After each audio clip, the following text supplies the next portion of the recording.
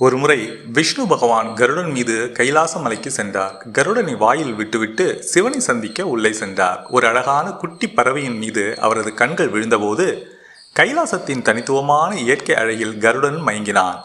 பறவை மிகவும் அழகாக இருந்தது. கருடனின் எண்ணங்கள் அனைத்தும் அதை நோக்கி ஈர்க்கத் தொடங்கின.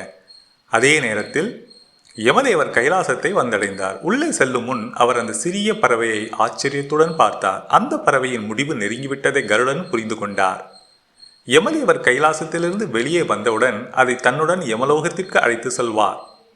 கருடன் பரிதாபப்பட்டார். இவ்வளவு சிறிய அழகான பறவை இறப்பதை அவரால் பார்க்க முடியவில்லை. அவர் அதை தன் நகங்களில் அழுத்தி கைலாசத்திலிருந்து ஆயிரக்கணக்கான மைல்களுக்கு அப்பால் உள்ள ஒரு காட்டில் ஒரு பாறையில் விட்டுவிட்டு மீண்டும் கைலாசத்திற்கு வந்தார்.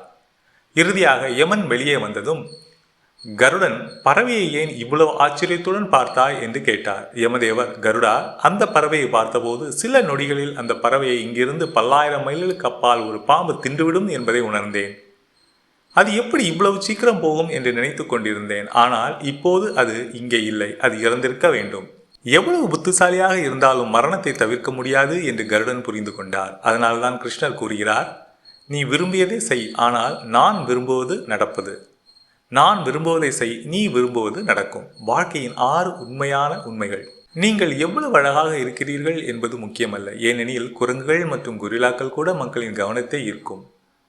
உங்கள் உடல் எவ்வளவு பெரியது மற்றும் வலிமையானது என்பது முக்கியமல்ல. ஏனென்றால் உங்களை தகனம் செய்யும் இடத்திற்கு உங்கள் உடலால் அழைத்து செல்ல முடியாது. எவ்வளவு உயரமாக இருந்தாலும் நாளைய நிகழ்வுகளை நம் கால்களால் எட்டி பார்க்க முடியாது. உங்கள் சருமம் எவ்வளவு அழகாகவும் பளபளப்பாகவும் இருக்கிறது என்பது முக்கியமல்ல. ஏனெனில் இருட்டில் நமது உடலை பார்ப்பதற்கு நமக்கே வெளிச்சம் தேவை. சிரிக்காமல் இருந்துவிட்டு நாகரிகம் என்று சொன்னாலும் பரவாயில்லை. ஏனென்றால் உலகம் முழுவதும் உங்களை பார்த்து சிரிக்க நிற்கிறது. நீங்கள் எவ்வளவு பணக்காரர் அல்லது எத்தனை கார்கள் வைத்திருக்கிறீர்கள் என்பது முக்கியமல்ல. ஏனென்றால் உங்கள் வீட்டின் குளியலறைக்கு நீங்கள் நடந்தேதான் செல்ல வேண்டும். எனவே கவனமாக நடக்கவும். வாழ்க்கையின் பயணம் குறுகியது. சிரித்துக்கொண்டே செலவிடுங்கள். நீங்கள் அதை அனுபவிப்பீர்கள்.